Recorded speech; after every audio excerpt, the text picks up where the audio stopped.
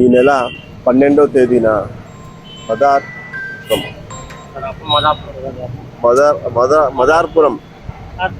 మదార్పురం గ్రామీణ సమీపంలో హైవేకి పక్కన శివారెడ్డి కోళ్ల ఫామ్ వద్ద గొల్ల సురేష్ అనే వ్యక్తి అనుమానాస్పద స్థితిలో చనిపోయి ఉండడంతో కేసు రిజిస్టర్ చేశాము.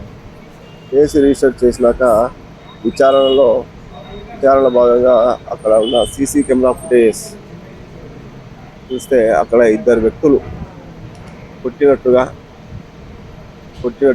బాగా రక్తగాయాలు చేసినట్టుగా అక్కడ కనిపించింది.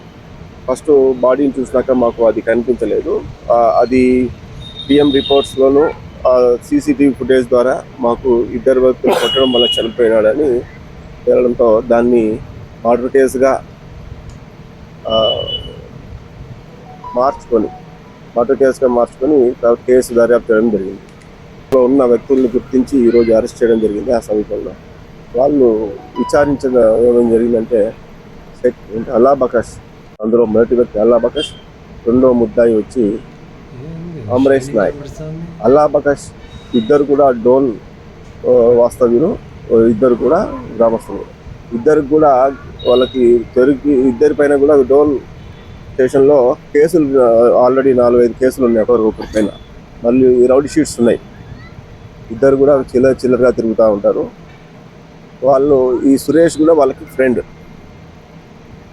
ఈ ఎవరైతే అల్లా బకాష్ అన్న నూర్ బాషా అండ్ పట్టా శేఖర్తో వాళ్ళ అన్న నూర్ బాషాకి ఒక నెల క్రితం గొడవ అవుతుంది. ఇద్దరు కొట్టుకుంటారు. పెద్దల సమక్షంలో రాజీ అవుతారు. రాజీ క్రమంలో ఇద్దరు కూడా ఒకరి కాలు ఒకరు పట్టుకుంటారు. అది చూసి సురేష్ అనేవాడు నవ్వుతూ అవహేళనగా మాట్లాడుతూ అందరికి చెప్పుకుంటూ తిరుగుతూ ఉండడంతో అల్లా బకాష్ మనసులో పెట్టుకుంటారు, వీళ్ళు కొట్టాలా చంపాలా అని మనసులో పెట్టుకుంటారు. At the same time Suresh ఈ అమరేష్ నాయక్ వాళ్ళ వైఫ్ని కూడా వాళ్ళ ఇంటికి వచ్చినప్పుడు వాళ్ళ వైఫ్తో అసభ్యంగా ప్రవర్తించాడని ఇద్దరు కూడా మనసులో పెట్టుకుంటారు.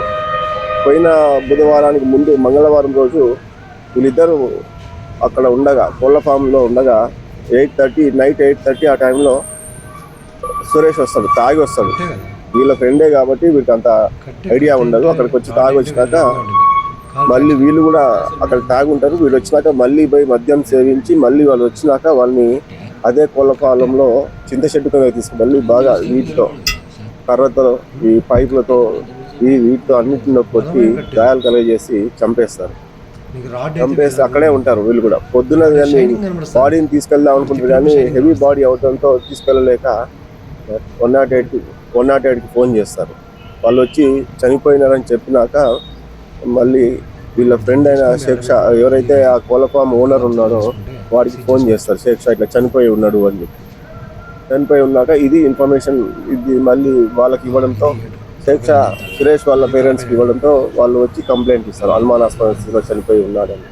ఆ కేసు విచారణలో ఈరోజు వీళ్ళనిద్దరిని అరెస్ట్ చేయడం జరిగింది.